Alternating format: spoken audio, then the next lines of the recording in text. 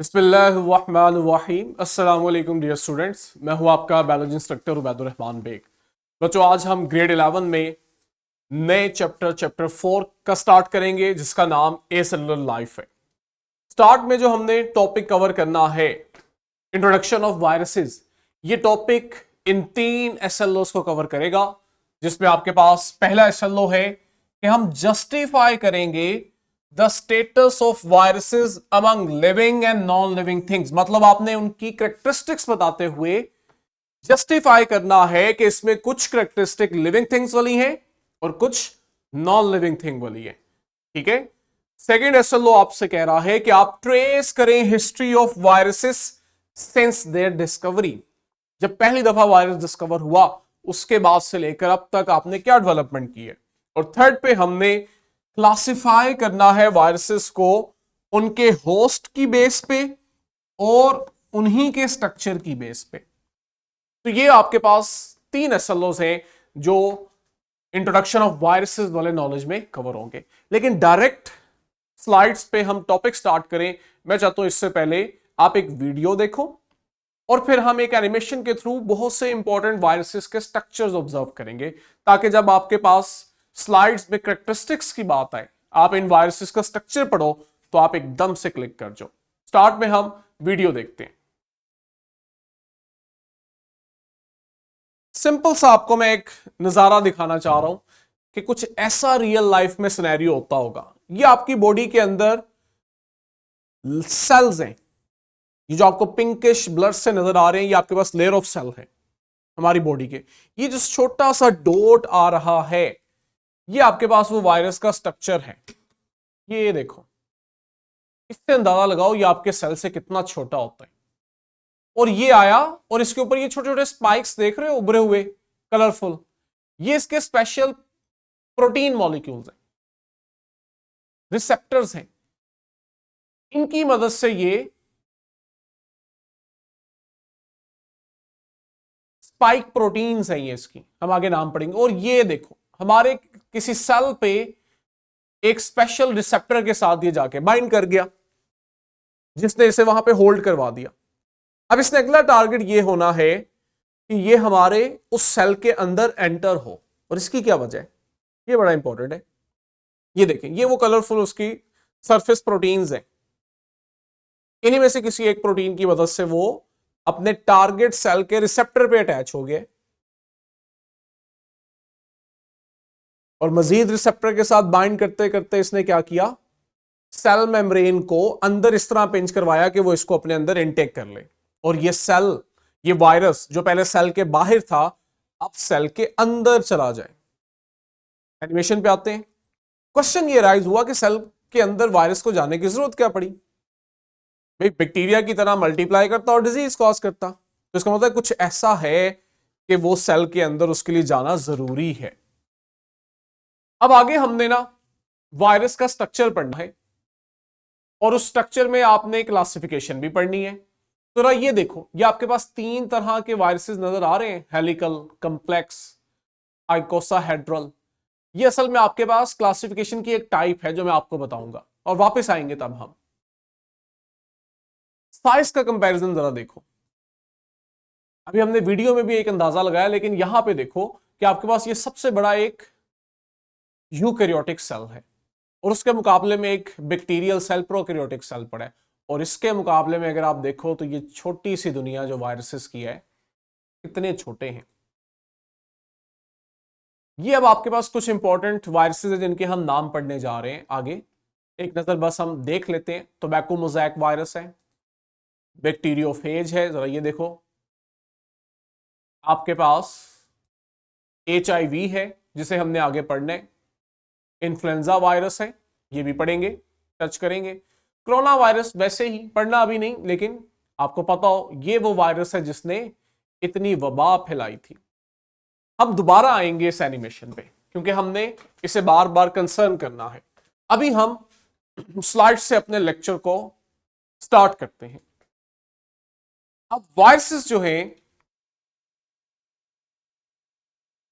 इसको अगर हम समझना चाहें तो जब आप अपनी सराउंडिंग में देखते हो तो आपको मल्टीपल थिंग्स ऑब्जर्व होती हैं। जिनमें आप बहुत इजीली डिस्टिंग्विश कर लेते हो कि क्या चीज लिविंग है और इन सराउंडिंग में से कौन सी चीजें नॉन लिविंग है। ठीक है, हमने कोई क्राइटेरिया रखा हुआ है जिसकी बेस पे हम फर्क करते हैं, और वो क्राइटेरिया बड़ा सिंपल है कि वो चीज जो अपनी जैसी और चीजें बना रही है और वो खुद किसी सेल की बनी है, कम से कम एक सेल है या एक से ज्यादा है, वो चीज लिविंग है। ठीक है, living organism made of one और मोर सेल। इनमें रेस्पायर करने की एबिलिटी है, ये ग्रो करते हैं और मोर इंपॉर्टेंटली अपने जैसे और ऑफस्प्रिंग्स बनाते हैं। जो ऐसा नहीं कर रहे वो आपके पास नॉन लिविंग थिंग कहलाएंगी। ठीक है, कहता है हमारे लिए हिस्ट्री के अंदर ना एक बड़ी शॉकिंग इंसिडेंट ये था कि कुछ इंफेक्शियस पार्टिकल हमने डिस्कवर किए।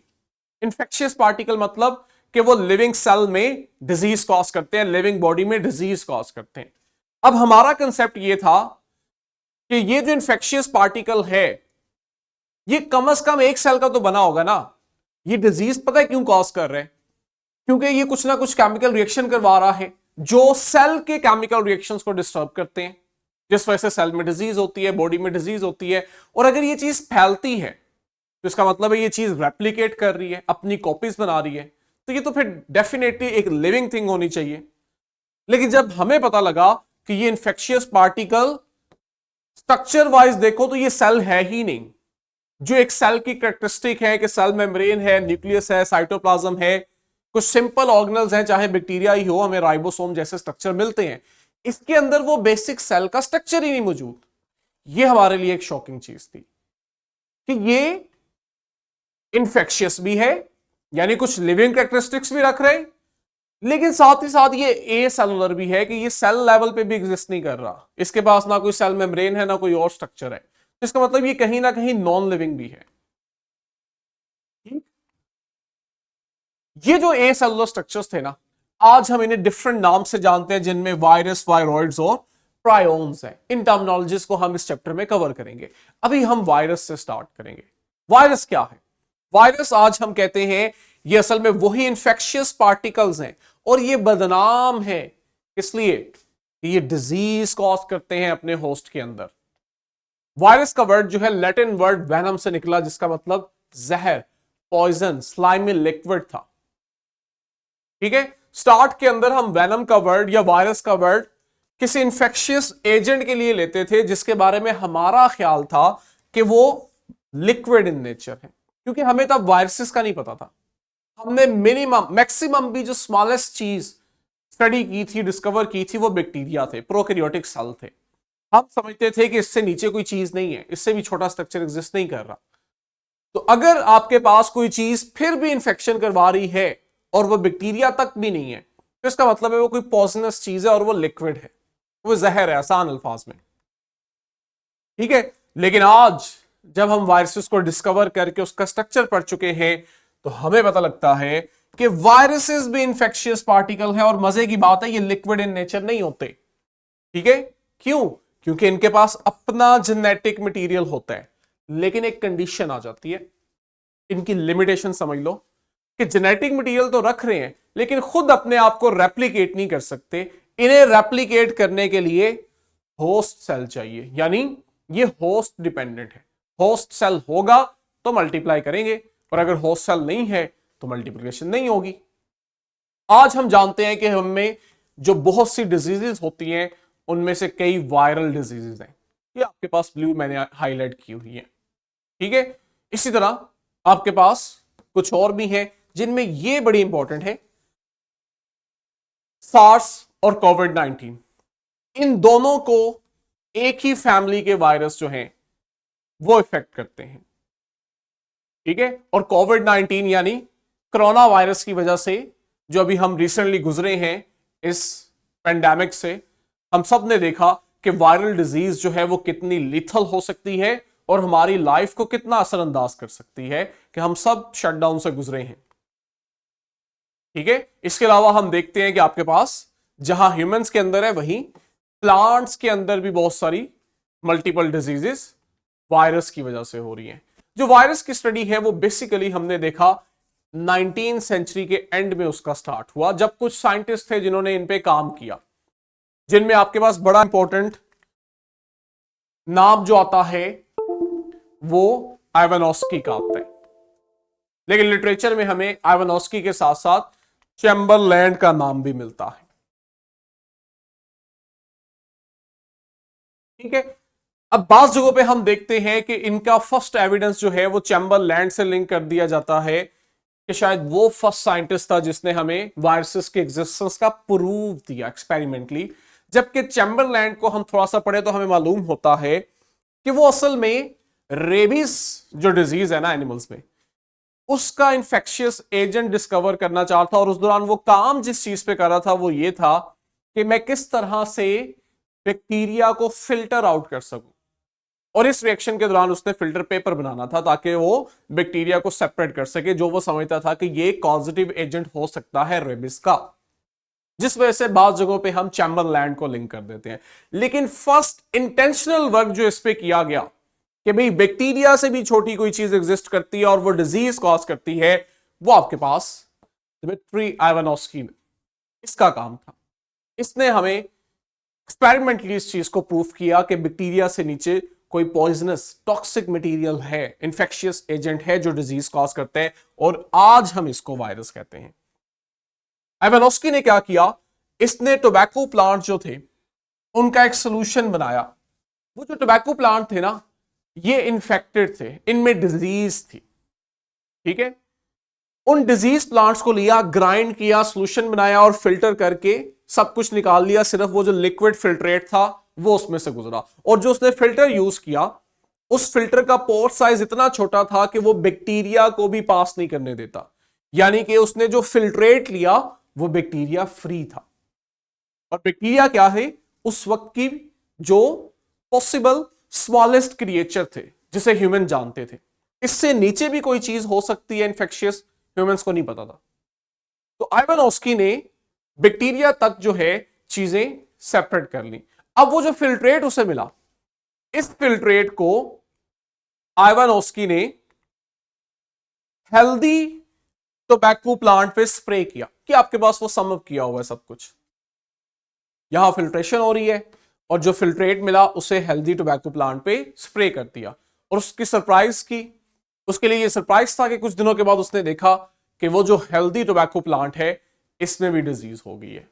ये आपके पास फर्स्ट एक्सपेरिमेंटल प्रूफ था जिसने हमें बताया कि बैक्टीरिया से भी नीचे कोई इंफेक्शियस एजेंट हो सकता है जो डिजीज कॉज करता है। आज हम उसे टोबैको मोज़ैक वायरस का नाम देते हैं। ठीक है, आइवानोस्की जो था इसने इस चीज को कंफर्म किया कि ये जो डिजीज है ये बैक्टीरिया की वजह से नहीं है, बल्कि किसी ऐसी चीज की वजह से है जो साइज में बैक्टीरिया से भी छोटी है। तो इसलिए अगर हम ये क्रेडिट आइवानोस्की को दें, ये कतन गलत नहीं होगा। हाँ, लेकिन वायरस का जो कंसेप्ट है और ये लफ्ज जो यूज किया इन इंफेक्शियस एजेंट के लिए, ये फर्स्ट टाइम हमें बेजरिंग ने किया।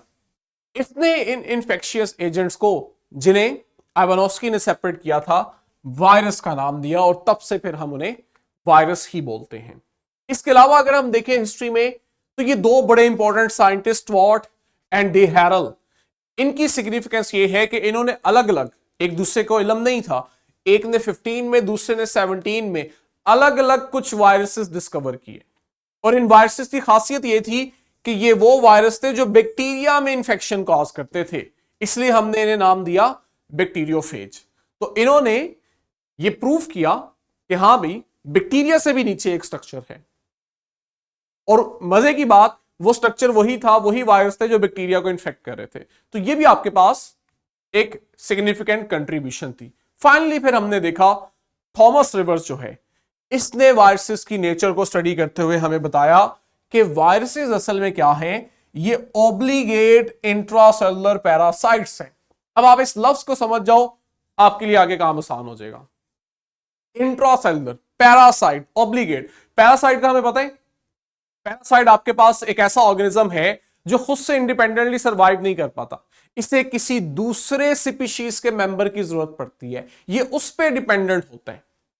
बाज़ औक़ात उसके अंदर भी होता है, बाज़ औक़ात उसकी सरफेस पे भी होता है, लेकिन ये उससे स्पेशली अपना फूड ले रहा होता है खुद को सर्वाइव करने के लिए, तो ये दूसरे ऑर्गेनिज्म पे डिपेंडेंट है। ये पैरासाइट हो गया।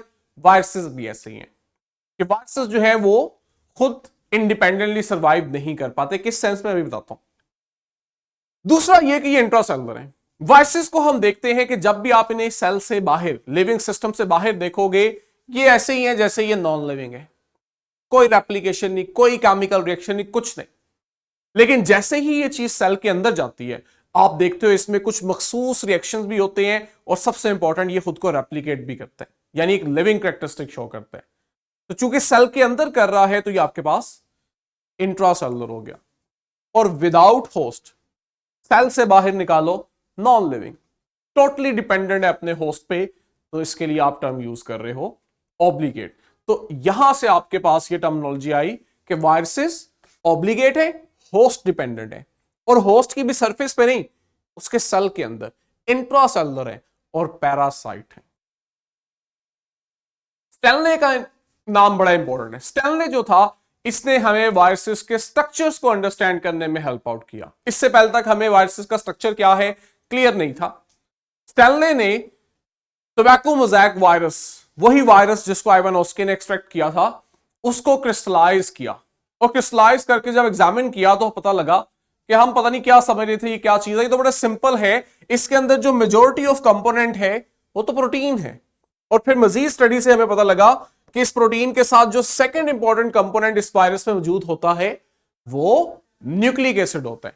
तो हम सम अप करते हैं कि वायरस दो बेसिक चीजों का बना हुआ है, एक उसका जेनेटिक मटेरियल न्यूक्लिक एसिड, और उस न्यूक्लिक एसिड के अराउंड एक प्रोटेक्टिव प्रोटीन कोट होता है, प्रोटीन कवरिंग होती है जो उस जेनेटिक मटेरियल को प्रोटेक्ट करती है। ये दो चीजें मिलकर आपके पास वायरस बनाती हैं। ये देखो, ये वो स्टैनली के क्रिस्टलाइज किए हुए वायरस पार्टिकल हैं, टोबैको मोज़ैक वायरस के, जिससे उसने बताया कि वायरसेस जो हैं ये पार्टिकल इन नेचर है, ये फ्लूइड नहीं है, लिक्विड नहीं है। और यहीं से हमें फिर फर्स्ट टाइम इनके स्ट्रक्चर के बारे में पता लगा।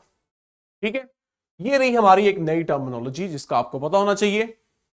एक ऐसा वायरस जो स्ट्रक्चर में कंप्लीट है, और उसके अंदर ये खसूसियत है कि ये जब भी होस्ट सेल में जाएगा ना, कंप्लीट है तो डिजीज कॉज करेगा। लेकिन अभी ये सेल से बाहर है, ये होस्ट सेल के अंदर नहीं है, कंप्लीट है, इंफेक्शन कॉज करवा सकता है, लेकिन आउटसाइड द होस्ट सेल है।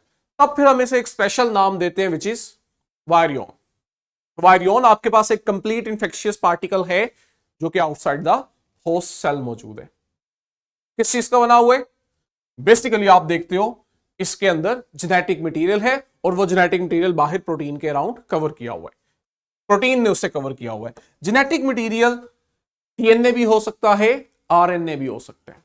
इससे पहले तक हमें जनरली यही पता था कि डीएनए जो है ये बेसिक जेनेटिक मटेरियल है जिसके अंदर जेनेटिक इंफॉर्मेशन स्टोर है। लेकिन वायरसेस के केस में हम देखते हैं हमारे पास आरएनए वायरसेस भी होते हैं जिनका जेनेटिक मटेरियल आरएनए होता है। अब देखो और इंटरेस्टिंगली, ये जो डीएनए है या आरएनए है, दोनों केसेस में आप देखते हो कि वायरस के अंदर वो जेनेटिक मटेरियल सिंगल स्ट्रैंडेड भी हो सकता है और डबल स्ट्रैंडेड भी हो सकता है। डीएनए सिंगल स्ट्रैंडेड भी हो सकता है, ये इंटरेस्टिंग चीज है। और उसके अराउंड प्रोटीन का कोट है। इस प्रोटीन कोट को हम स्पेशल नाम देते हैं कैप्सिड। तो कैप्सिड है और उसके अंदर न्यूक्लिक एसिड है। कहते हैं ये जो कैप्सिड है जो प्रोटीन से मिलकर बना है, ये रैंडमली नहीं बना हुआ कि रैंडमली बेतरतीब तरीके से हम कहें कि ये बहुत छोटा सा स्ट्रक्चर है, सेल से भी छोटा है तो ये शायद रैंडमली बना हुआ है। नहीं, वहां भी आपको सिमेट्री नजर आती है। इसके अंदर छोटे छोटे इसके प्रोटीन यूनिट्स होते हैं, मोनोमर्स होते हैं, जो एक स्पेसिफिक ऑर्डर में, सीक्वेंस में अरेंज होके कैप्सिड बनाते हैं। आप इन प्रोटीन यूनिट्स को कैप्सोमेयर्स बोलते हो। अब ये कैप्सिड, कैप्सोमेयर, वायरियन, ये आपके पास तमाम वो इंफॉर्मेशन हैं जो एग्जामिनर आपसे एमसीक्यूज में पूछेगा स्पेशली, वरना डिफाइन करने को डेफिनेशन भी आ सकती है। ठीक है, कैप्सोमेयर जो है ये खास ज्योमेट्री में अरेंज होके कैप्सिड का स्ट्रक्चर बनाते हैं। अब जो कैप्सिड बनता है, जब आप इसका स्ट्रक्चर देखते हो तो आपको इसमें भी वैरायटी नजर आती है। आपके पास वो आइकोसाहेड्रल भी हो सकता है कैप्सिड, और वो हेलिकल फॉर्म में भी हो सकता है, या बाज़ औक़ात आप देखते हो वो इससे भी ज्यादा कंप्लेक्स होता है, हम पढ़ेंगे।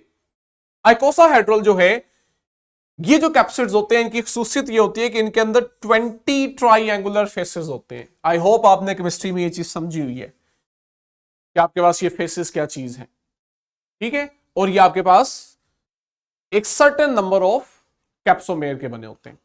इसी तरह जब आप हेलिकल वायरसेस के कैप्सिड को देखते हो तो आपको पता लगता है उसके जो कैप्सोमेयर्स हैं, जो उसके प्रोटीन यूनिट्स हैं, वो हेलिकल स्पाइरल पैटर्न के अंदर अरेंज होते हैं, इसलिए हमें उनका कैप्सिड हेलिकल फॉर्म में नजर आता है, ठीक है। ये देखो थर्ड कैटेगरी हमने आगे पढ़नी है, वो भी मैं नहीं बता रहा, वो इससे भी ज्यादा कंप्लेक्स है।